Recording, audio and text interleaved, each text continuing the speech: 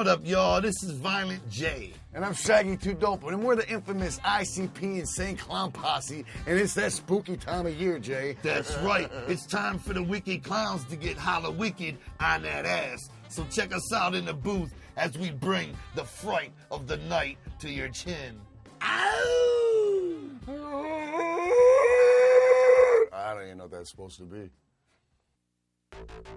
Yo, ICP all up on G4 right now. Insane Clown Posse representing Southwest Detroit, the murder men. That's right, my man's Violent J, Shag's Too Dope, and right about now on Hip Hop Freestyle 101, my man's Violent J about to hit this shit right now. Kick it, dog. I come floating on a magic carpet with a fat sword. I'm Violent J of the Lotus Ward, the big genie. You can try to rub my lamp, I might float out and spike your ass like that. I bow to the pyramids, I do confide. The secrets of the carnival are deep inside. Disrespected and hocus pocus, I'll split your forehead and plant my lotus. You don't know what this killer's all about. I might sever your head off and fuck your mouth. Bells and chimes ring 17 times. Faceless souls act out like mimes. Pegasus cry as gargoyles take eyeballs from heads like skinless grapes. Even kings will fall to the floor and end up only knowing G4. Oh, and that's how ICP does in this motherfucker, you know what I'm saying? G4, hip hop, motherfucker, straight up from Southwest Detroit. Wicked shit. That's how we do. From the murder mitten. Wicked shit. You're not forgetting. Wicked shit.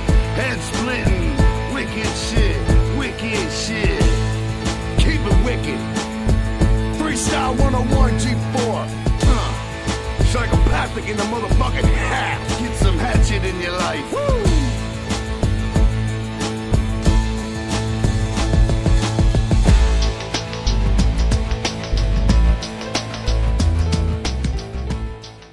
Growing up in Detroit, the hip-hop scene, I've come to learn, was different than it pretty much is in a lot of places. It was its own special thing in Detroit. I remember collecting all local rap from Detroit, you know, but the stuff I collected was the stuff that came out, you know, pressing up your own tapes, 500 tapes, slanging them in the neighborhood, you know, or the next level when CDs came out, being able to press 1,000 CDs, you know. Consignment, putting in that grind, you know, just constantly working and making the rounds to all the mom and pop stores that don't exist no more, you know what I'm saying, just trying to get your cheddar up, you know. There was two sets of crews in Detroit, rappers, you know, freestyle rappers. Of course, you know some of them names already, like Royce the 5'9" and all them, Eminem. All the hip-hop shop kids and all Proof, that, Morris you know, Ramones people, all that. Those guys were doing their thing, and they hung out at the hip-hop shop and did what they did, and were respected everywhere. And then there was the other set of MCs who put their stuff out, you know what I'm saying? They pressed their CDs up, pressed tapes up, and would get a name like that, you know? And we come from the side that released our own music as far back as we can remember, trying to sell it, you know? Back in the day, it was different than it is today. Today, you know, the internet changed the whole world. But back in the day, you could make serious money selling your own music because there were so many little record stores, you know? You can make a living just off of selling like 30, 40,000 records locally in Detroit. You can make a comfortable living off that, you know?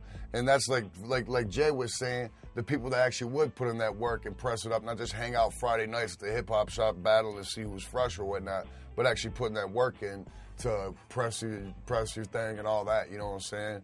And like, you know, you had your Awesome Dre's, your Mercer Samirs, of course, ICPs, you know, and even your Kid Rocks and E-Shams and stuff like that who actually would put in that grind to put out records to make that money, you know, to support what they were doing, you know? Some of the Detroit rap heroes, without a doubt, are cats like Awesome Dre. Awesome Dre had a deal with Priority back in the day. You know, he was a lyricist. But he was the first one to actually get on from Detroit, you know, get a major deal.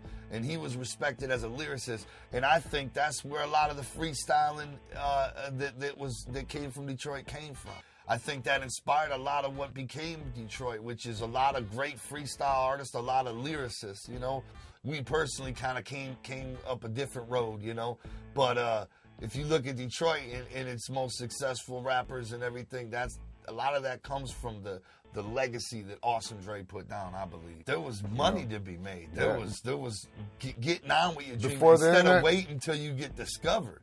There was make it happen now. I mean, we was pushing what, like 80 to 125,000 or 120,000 units, you know what I'm saying, off one record without major distribution, without any record label or whatever. You know, we were like ghetto millionaires, you know what I'm saying, before like we even started messing with any kind of majors, you know? I believe the internet changed the game forever. It changed it in positive ways and negative ways, of course. You know, obviously you can become a star off of YouTube now. You know, you can become a star off of MySpace now, you know. You ain't gonna make no money. Yeah, I mean, that's a different. If you can transfer that into money, that's different. You know what I'm saying? Everybody's got different tactics. You know, you hook up with some computer nerd that knows, you know, how to get money off that. But yeah, I mean, you could be getting like 2 million downloads, but you still be gripping a Pinto and living in your mom's basement. When we started out, if we came out with a new record, it would take 3 days to drive that record to all the record stores in our, you know, in about a 2-hour radius around Detroit. That many mom and pops, you know. There was that many stores thriving, selling CDs, whether they were brand new stores, chain stores, or used stores. There was that many. It took 3 days to get to them all. Today, it's probably 3 stores in all of Michigan. You know, but there's still ways to get on, obviously. You know, it's just different now. You know what I mean? Today, having a bomb-ass freestyle, that can really... You can be seen now. You got the internet. You can shine off that extra hard. It ain't like being on the corner anymore. You can become a star off that, you know. And plus, the whole industry is more solid now. It's grown into what it is. Maybe back in the day, everything was still just coming out of the garden. Today, it's a forest. You know what I mean? So.